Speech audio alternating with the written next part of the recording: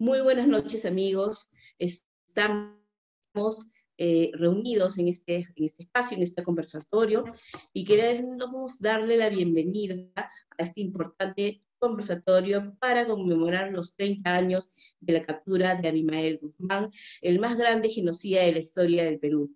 Conversatorio que es organizado por la Coordinadora Republicana, agradeciendo la colaboración del portal La Abeja y de BHTV Cable.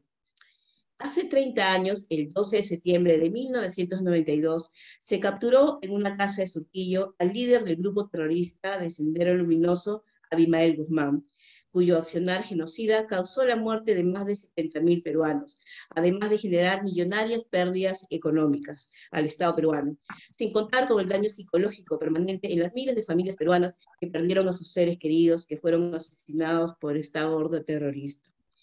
La captura de Abimael Guzmán y de su cúpula terrorista en la exitosa Operación Victoria fue un logro del Grupo GEIN de la Policía Nacional y representó para todos los peruanos un golpe mortal al terrorismo en el Perú.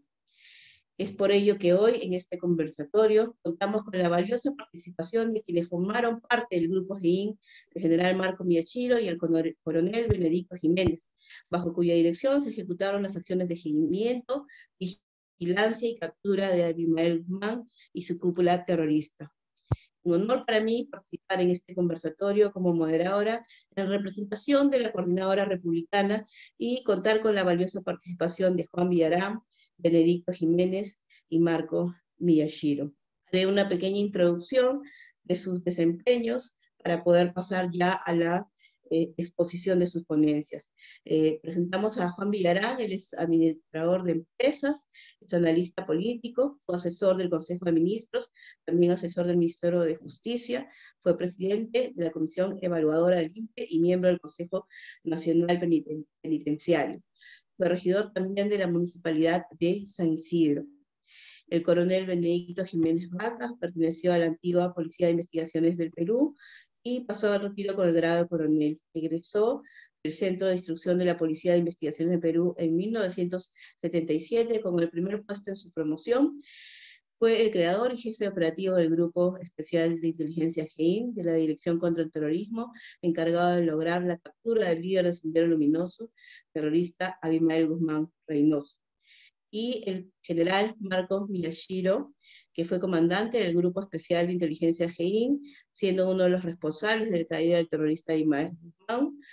Fue director general de la Policía Nacional en el 2005, fue regidor de Lima durante el 2015 y el 2018 y congresista de la República en el periodo 2016-2019.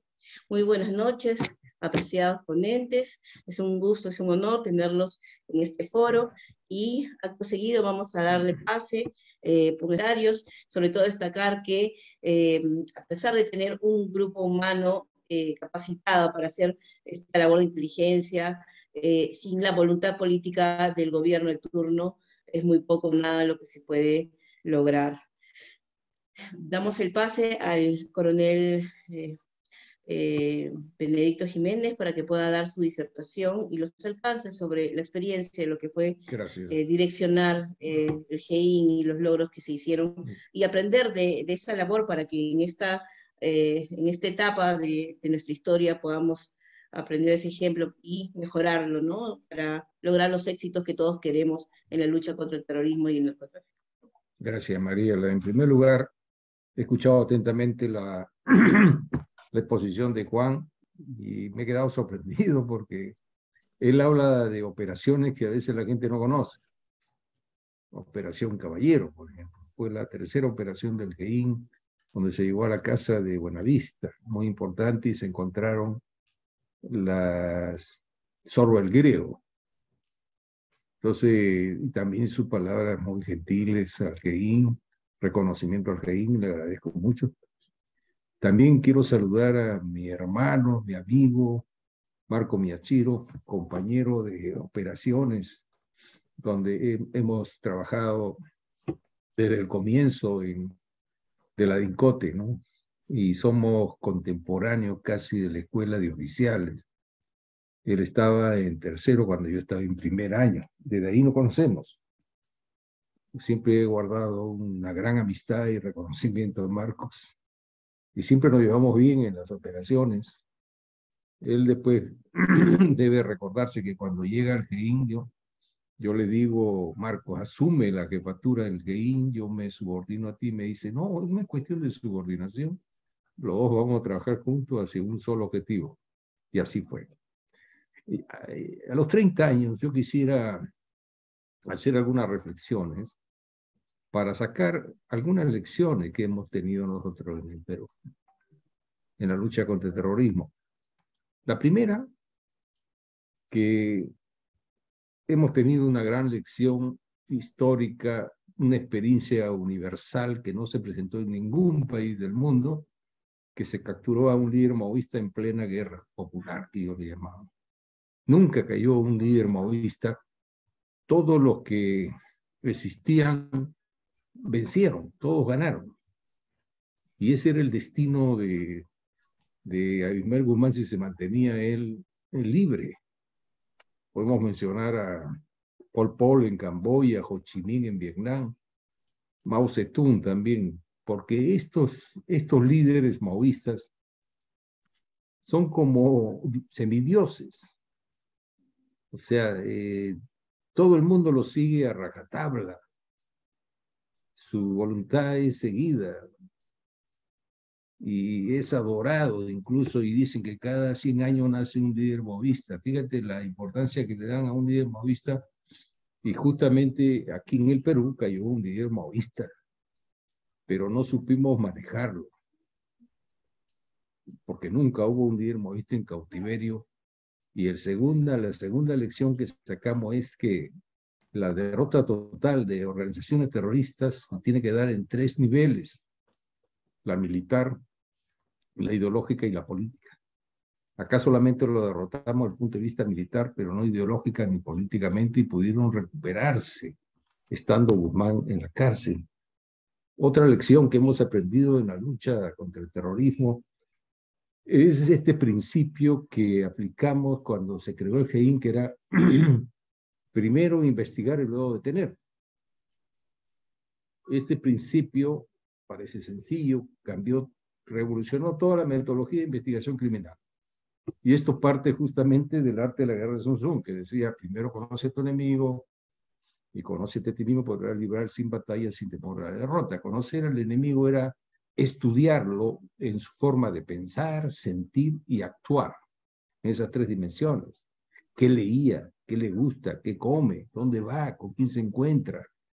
O sea, era hacer una disección prácticamente del enemigo.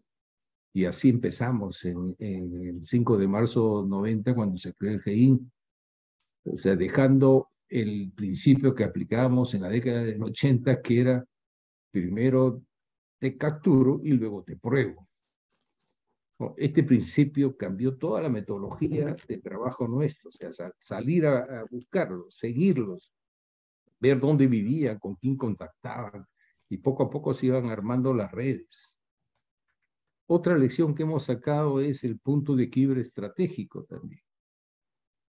Leí algunas exposiciones de expresidente como Alan García, que estuvo en el LUN, hablando ante la Comisión de la Verdad y Reconciliación, y él hablaba, toda la década del 80 nos pasamos siguiendo una estrategia equivocada, decía. Efectivamente, se pensaba que en el campo se iba a vencer a Sendero, porque no se sabía que el punto de quiebre era la captura de Abimael Guzmán. Y él mismo dijo, si yo hubiese sabido que ese es el punto de quiebre, entonces nos dirigimos a ese objetivo.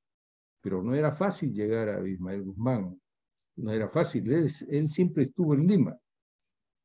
Antes del video sobre griego se movía incluso con un nombre cambiado de ingeniero, y nadie lo podía identificar físicamente.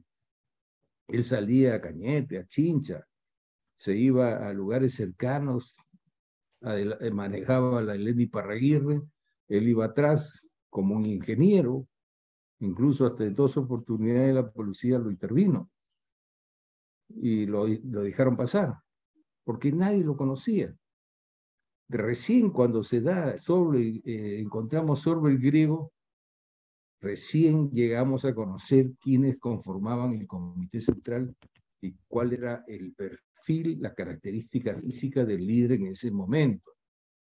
Entonces él, a partir de ese video, comenzó al ostracismo, a guardarse, a esconderse, ya no salía tanto.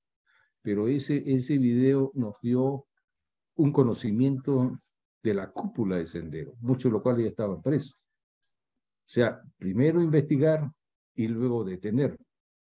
Si este principio se aplica al revés, se cometen excesos y abusos, como estamos viendo en este momento con la aplicación de este veneno revestido de dulce que se llama la prisión preventiva. Y traigo a colación esto, porque ese se aplica, primero te detengo y luego te pruebo.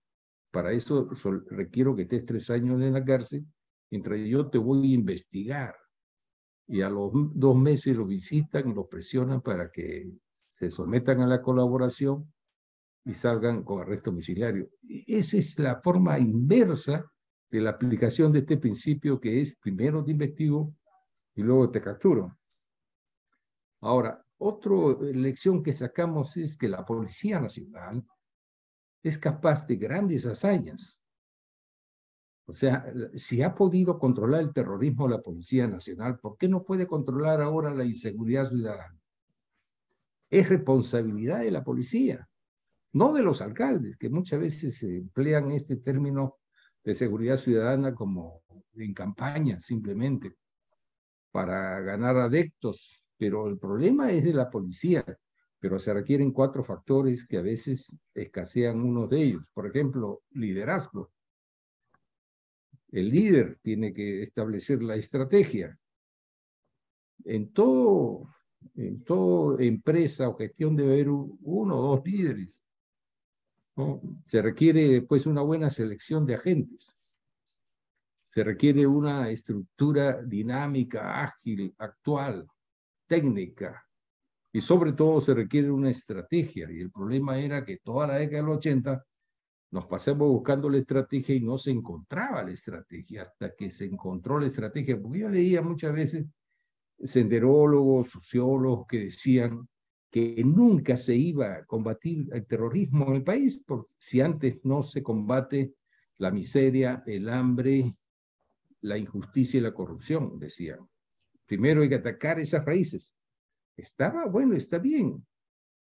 Esas son larvas que permiten el desarrollo de lo que ellos llaman la revolución, pero no era la estrategia adecuada. La estrategia adecuada fue la captura de Guzmán con parte de su cúpula, porque antes de su captura ya se habían hecho 10 operaciones de inteligencia y cayeron varios dirigentes y cuadros. Prácticamente cuando él cae, ya nosotros conocíamos su modo vivendi, sus modos operandi, cómo vivía, qué comía, qué fumaba, qué tomaba. Todo era un conocimiento gradual. El conocimiento gradual que nació en los inicios del año 80 ha sido un conocimiento gradual y paulatino, el conocimiento del enemigo. Tal es así, y creo que Marco no me deja mentir, cuando cae la casa de Monterrico, el 1 de junio 90, ahí estaba un cuadro importante que era César Augusto Paredes Rodríguez. Y este César Augusto era conocido como Marcos. Estaba con la Elvia Aníbal Sanabria Pacheco y una tal María, que también era un cuadro importante. Este tenía el nombre de Javier Jiménez Pérez. Entonces lo veo, lo miro, lo observo, también me mide y le digo, ¿cuál es tu nombre real? Ahí está, me dice en DNI. No, le digo, nosotros nos conocemos. Bueno, sí, comandante, sí nos conocemos. ¿Desde cuándo nos conocemos? 1983, cuando fui detenido por el Delta 5. 1983, ¿eh? Era César Augusto Paredes Rodríguez. Ese es el conocimiento paulatino que nos llevó años conocerlo a Sendero, estudiarlo años. No nació el 90, ni 91, 92, porque nosotros proveníamos de la DINCOTE, que era la matriz o la madre de los deltas y del GEIN. O sea, ese conocimiento también debe ser paulatino, ¿no? Después hay otras lecciones que hemos sacado también, como que aplicar otros principios, por ejemplo, que son importantes, como que lo aplicamos en la técnica de OVISE, de observación, vigilancia y seguimiento, que era hacer de la paciencia un arte y de la espera una virtud. Porque comenzaron a veces los agentes a desesperarse, ¿no? Ya no llega el objetivo, tenemos una semana, 2 semanas, y ya querían abandonar el servicio, entonces uno le decía, haz de la paciencia un arte y de la espera una virtud. Espera que va a llegar, y así llegaba el objetivo y empezaba el seguimiento. Otro principio que aplicamos también era la oportunidad y la sorpresa.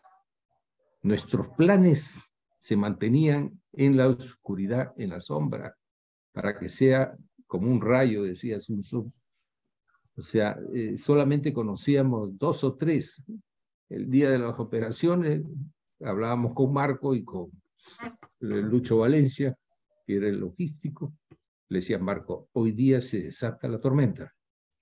No sabían los generales, no sabían los ministros, no sabía nadie para justamente mantener esa oportunidad y la sorpresa, que fue la clave del éxito. Porque si hubiesen sabido hace rato, que la prensa también se hubiese enterado, y las operaciones se venían abajo. O sea, esa fue la clave también del éxito en las operaciones, que pocos sabían el día y la hora. Y cuando se enteraban, ya uno le decía, mi general, hemos tenido que acelerar la operación porque ya el objetivo se había dado cuenta. Ahí está, aquí están los resultados. Pues esos principios los aplicábamos nosotros también, pero sobre todo, yo había escuchado hablar de Avelino Guillén, el exministro, que decía, hay que crear un GEIN como el GEIN histórico, decía. Yo pienso que ya es difícil, es imposible. En ese momento hubo un alineamiento de los planetas, que se juntaron lo mejor de la policía en ese momento, las mejores mentes y corazones. Y eso está demostrado en la historia universal también. Los músicos clásicos son de una generación contemporánea, Beethoven, Bach, Liszt. Los filósofos griegos también es de una generación, Sócrates, Platón, Aristóteles, por ejemplo, y nunca más volvieron a aparecer. El GEIN es igual. Ya no se puede juntar ya un grupo humano como el GEIN. Solamente quedará como experiencia y las lesiones extraídas en la lucha contra el terrorismo. Creo que estamos en el tiempo, Mariela. Sí. Todavía tenemos tiempo, sí.